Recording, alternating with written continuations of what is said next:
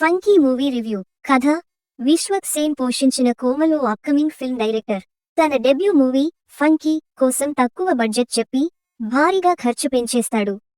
అనూహ్య ఖర్చుల కారణంగా నిర్మాత తీవ్ర షాక్కు గురవుతాడు. నిర్మాత కూతురు చిత్ర ఖయాదు లోహర్ ప్రాజెక్ట్ బాధ్యతలు స్వీకరిస్తుంది.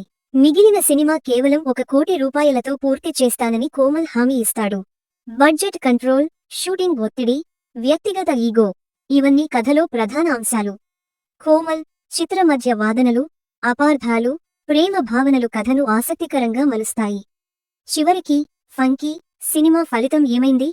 కోమల్ తన ప్రతిభను నిరూపించుకున్నాడా అనేదే క్లైమాక్స్. ప్లస్ పాయింట్స్: ఇండస్ట్రీ బ్యాక్డ్రాప్లో సాగిన కథనం కొంత ఫ్రెష్ ఫీలింగ్ ఇస్తుంది. Vishwak Sen energy, dialogue delivery సినిమాకు హైలైట్. కామెడీ ట్రాక్ కొన్ని చోట్ల బాగా పేరింది. ఖయాదు లోహర్ పాత్రలో కాన్ఫిడెన్స్, అటిట్యూడ్ బాగుంది. కోమల్, చిత్ర మధ్య కెమిస్ట్రీ నేచురల్గా అనిపిస్తుంది. సంపత్ పాత్రలో సీరియస్ సిచ్యుయేషన్స్లోనూ టైమింగ్ మెప్పించింది. ఈశ్వరిరావు తల్లి పాత్రలో ఎమోషనల్ టచ్ ఇచ్చారు. దర్శకుడు అనుదీప్ కేవీ కామెడీ ఎలిమెంట్స్ ను హైలైట్ చేసిన తీరు బాగుంది. కొన్ని మెటా ఫిల్మ్ జోక్స్ ఆడియన్స్ కు కనెక్ట్ అవుతాయి. మైనస్ పాయింట్స్: స్టోరీ లైన్ చాలా సింపుల్ మరియు ప్రెడిక్టబుల్. స్క్రీన్ ప్లేలో టెంపో మిస్ అయింది. కీలక ఎమోషనల్ సీన్స్ మరింత బలంగా ఉండాల్సింది.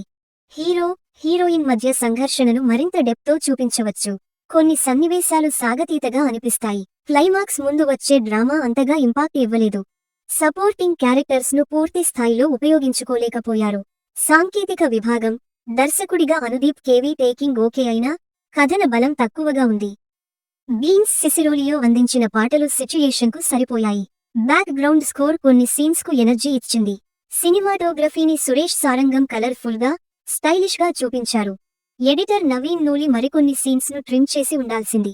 నిర్మాతలు సూర్యదేవర నాగవంశీ, సాయి సౌజన్య నిర్మాణ విలువల్లో ఎక్కడా రాజీ పడలేదు. ప్రొడక్షన్ డిజైన్ సినిమాకు మంచి రిచ్ లుక్ ఇచ్చింది. తీర్పు: కామెడీ మరియు నటీనటుల పెర్ఫార్మెన్స్ సినిమాకు ప్రధాన బలం.